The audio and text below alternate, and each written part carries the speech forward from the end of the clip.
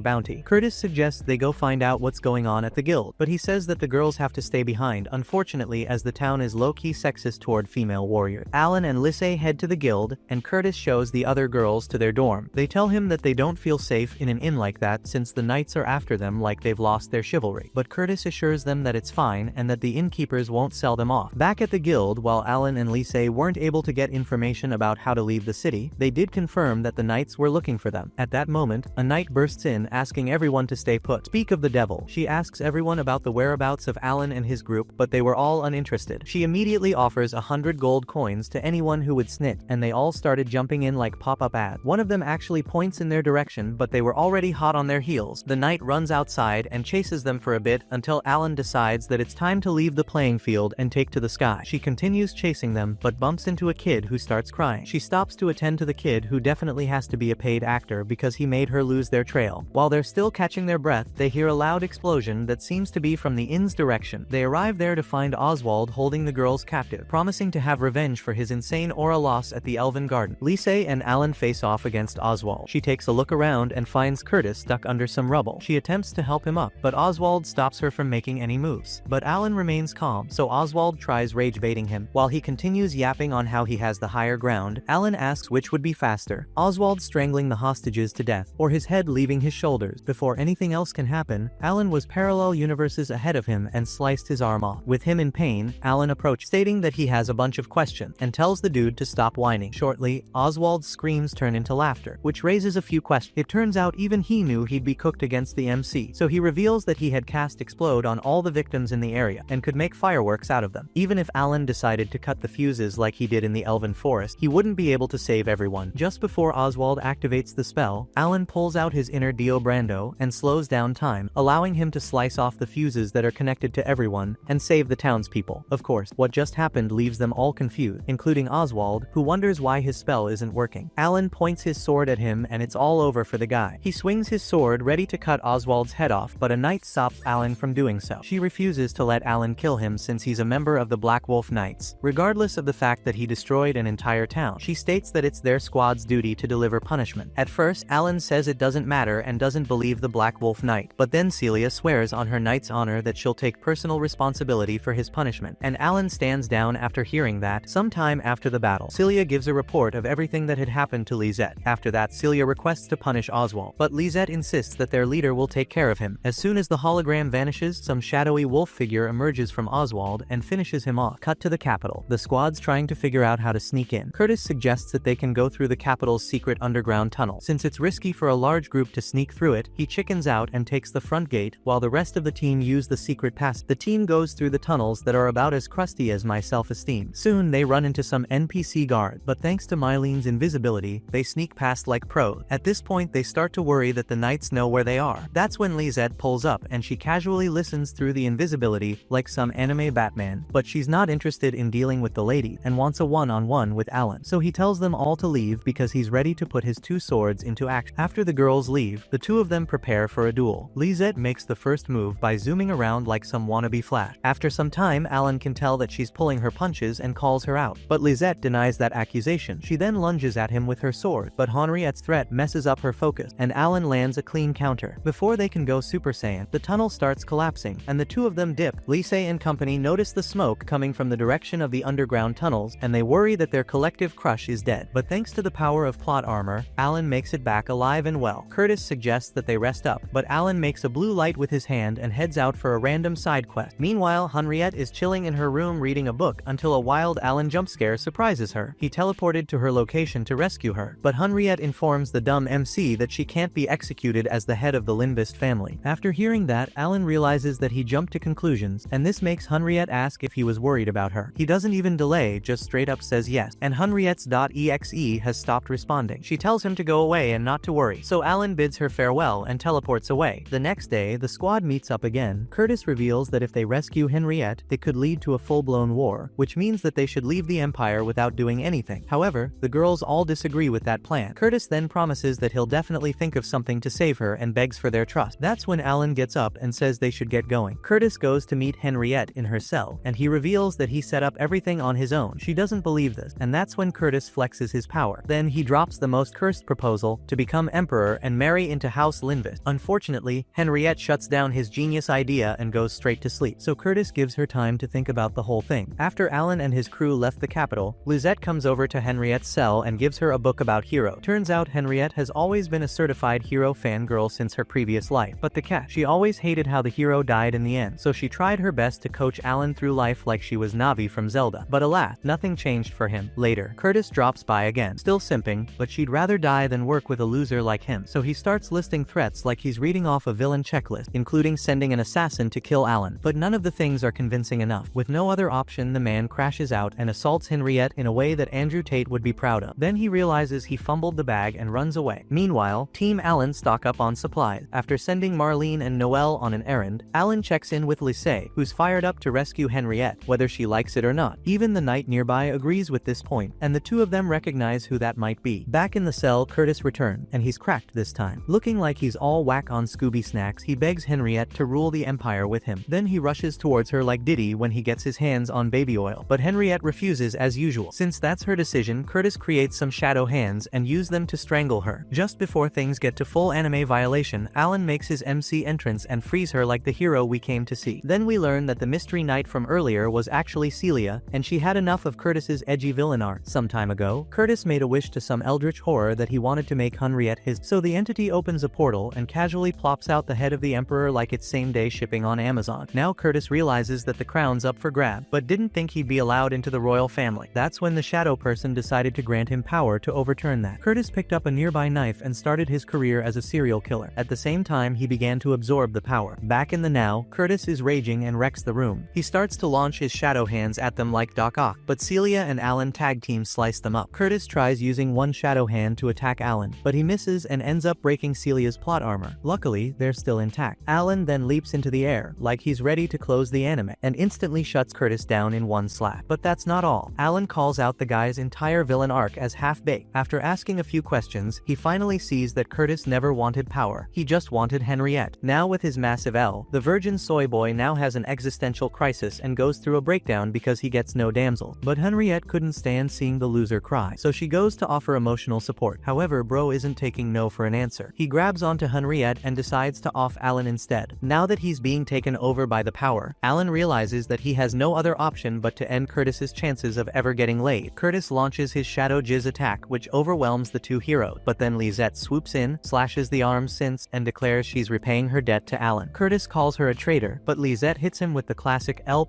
ratio fuss you're losing anyway. So with that, Curtis gets into final boss mode, and Alan goes full MC mode. Curtis unleashes a mega shadow attack, but Alan slashes it apart because he's just built differently. Then Alan brings up his ultimate skill, and he lunges in to stab Curtis, and his sword begins to glow brightly. Now we cue the Mindscape dimension. Curtis mentions how Alan could have become anything he wanted with the power he had, but he remained a nobody. But Alan says he just wants to live peacefully. Eventually the evil shadow thing disappears. Henriette does a terrible job at thanking him, but Lisette cuts into the moment, saying that they have to escape. So with that, Alan takes his leave. In the end, the true story of how the emperor was assassinated never got out, and Henriette was executed, ending the Lindvist family. But Alan rewrote the ending by saving her in the end. Later, during a picnic, Henriette asks why he rescued her, so Alan says it's what he wanted to do. After hearing his words, Henriette realizes that Alan really is everyone's hero. Thanks for sticking around until the very end, you absolute legend. Blow up the comments with Alan is the man. If you want to see a part 2, like, subscribe, and click on one of our other exciting videos on screen. Stay awesome, stay any geek.